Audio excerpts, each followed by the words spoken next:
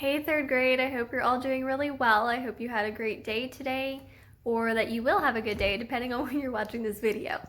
I have some exciting science news. Mrs. Rupel emailed me and showed me that one of our lima beans is growing.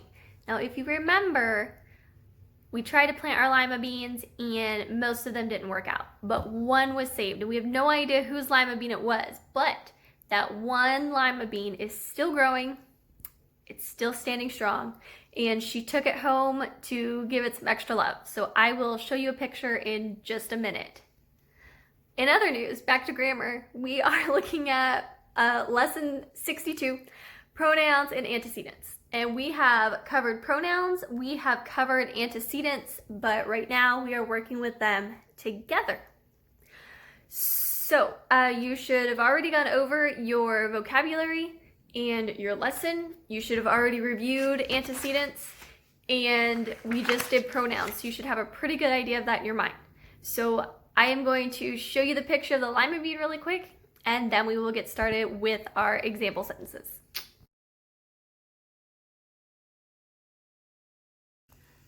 Okay, let's look at this first sentence. Max shared his bone with Molly.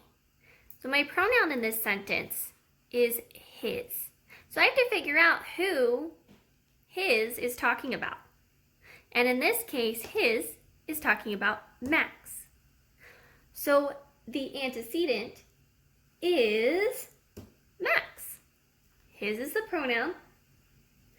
The antecedent is Max. His equals Max.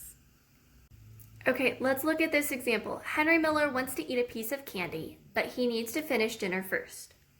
So my pronoun in this sentence is he. The he is talking about Henry. But since Henry's first and last name are shown, we need to make sure that we identify his full name as the antecedent. So it's not just Henry, it's Henry Miller would be the antecedent. So when you're working on your practice or your review set, if there is a first and last name, just as many other things we've worked on, you need to make sure you include that as part of your answer. All right, and then our last example. Mrs. Miller went for a walk today. She was grateful for it. So even though this is two different sentences, they still go together. So my pronouns, she and it. She is referring to Mrs. Miller. It is referring to walk. Okay guys, that's all for today. I hope that the video helped you. I hope I gave you a few more examples to help you on your way. The next grammar lesson we do next week will also be over pronouns and antecedents. So make sure if you're having questions, you're asking them, and that you are understanding pronouns and antecedents before you finish your lesson. Of course, we'll be clarifying and we'll be reviewing the next time I talk to you guys.